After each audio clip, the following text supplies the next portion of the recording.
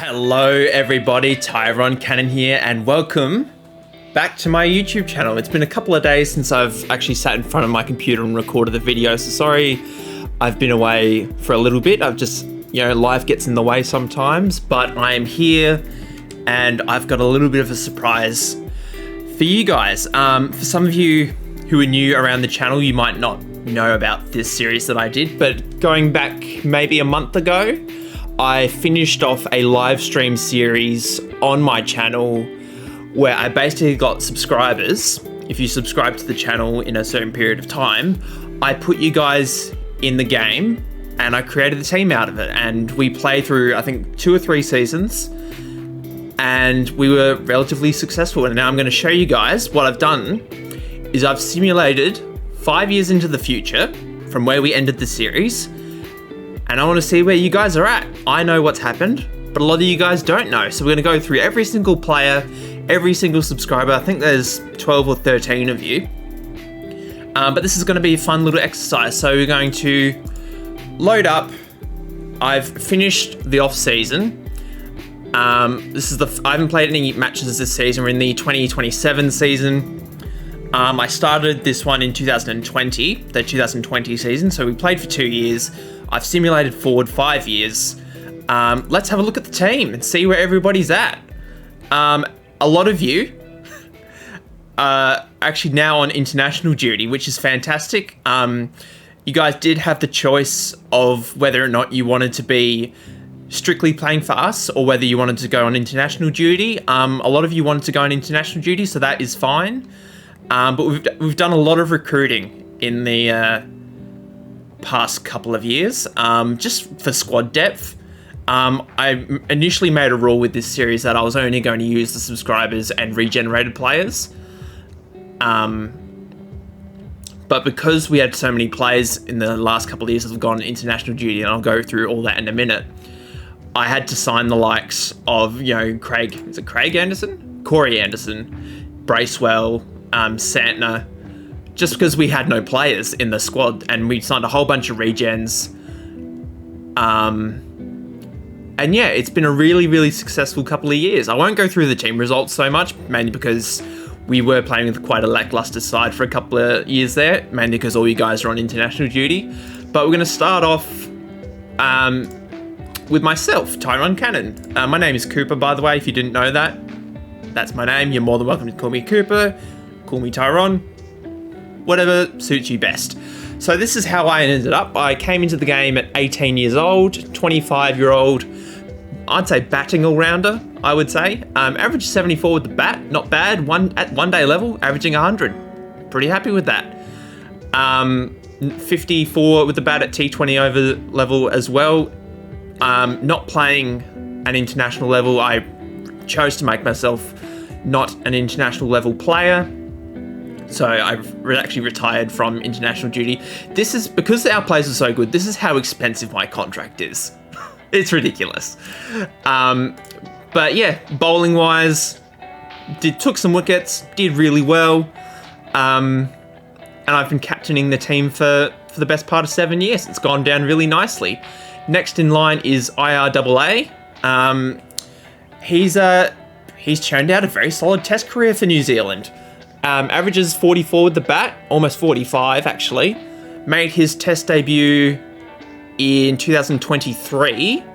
He was relatively late to the team. He was one of the last subscribers that we added to the team right as the series was ending. But he's turned out great. He's taken 4 wickets at first class level, but mainly in the side for his batting. But yeah, he's been fantastic for New Zealand. Well, let's see who's next. Mickey Mouse plays, one of the first players that we added to the team. He started his international career in a very bizarre way. He averaged 20 for like the first couple of years, but he's really turned it on in the last, I guess, 3 or 4 years, where he's averaging about 50 with the bat. He's picked up almost 300 test wickets with an average of 23, so that's really good. He's hit the highest T20 score that I've ever gotten on Cricket Captain in any game, 168 not out. That was a memorable moment in one of the early streams we did. I reckon it was in the first season, actually. I will leave a link in the description for this series, so you can go back and watch the streams if you wish. They are good fun to watch. And I might do something like this in the future, but, you know, I won't promise anything. But yeah, he's had a tremendous career so far. Got a double 100 at 1 day level. Got a couple of T20 as well. So he's done really well for himself. Now, James plays cricket. He's averaging 89 at first class level. He's got a highest score of 345. He went through this period, and I was playing through all the games. It took me a while to play through. Whenever our guys came back from international duty, I did put them back in the first class side.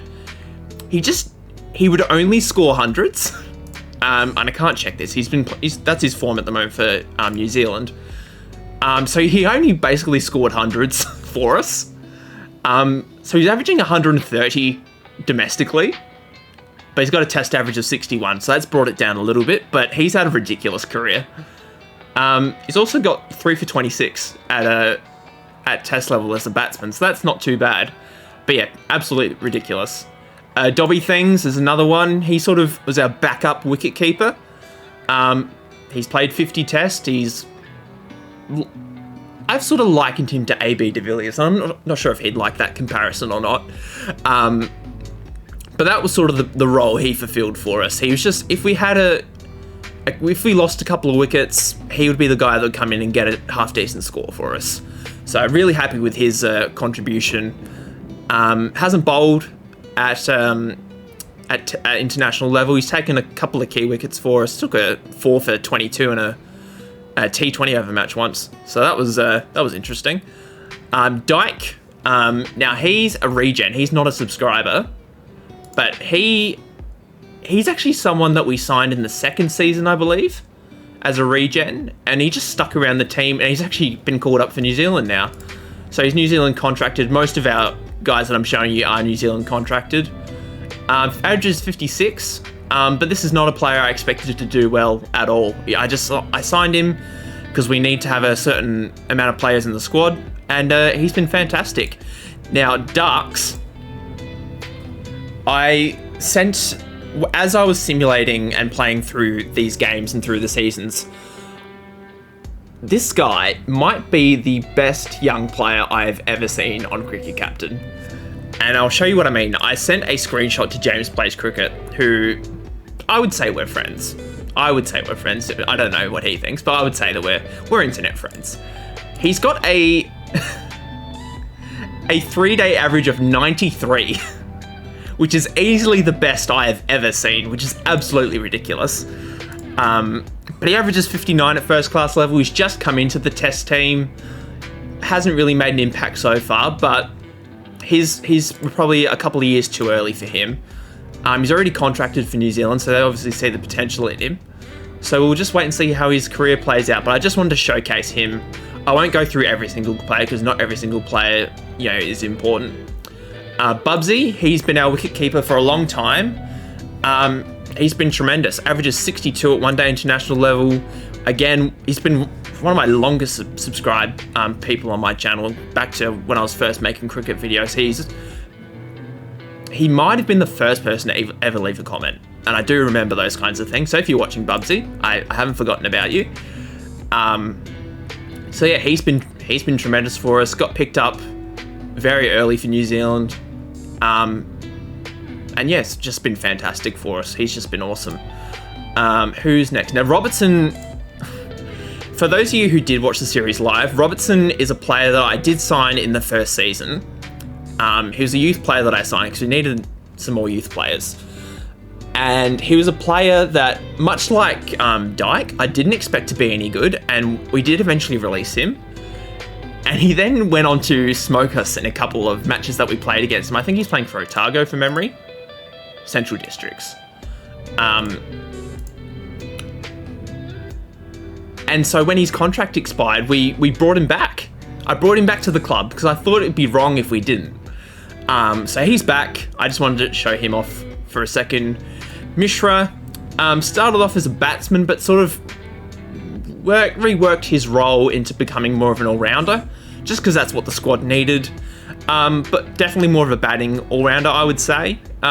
He's got a handful of one-day international wickets. He's played more one-day international cricket than Test cricket. But yeah, he's a solid player, I would say. New Zealand contracted. One of the first players to actually get a Test call-up, I should mention. Games 50.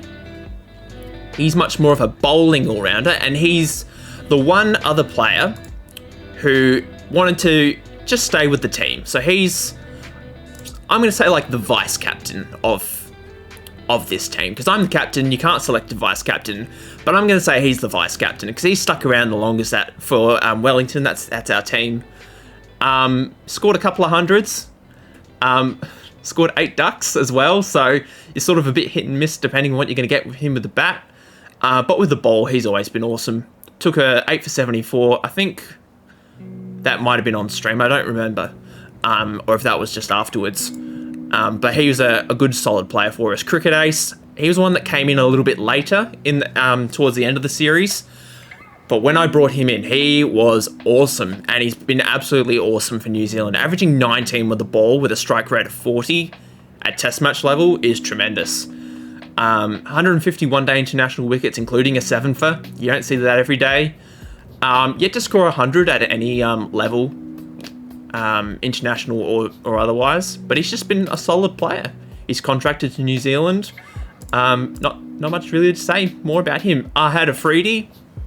Again, someone who came into the series a little bit towards the end.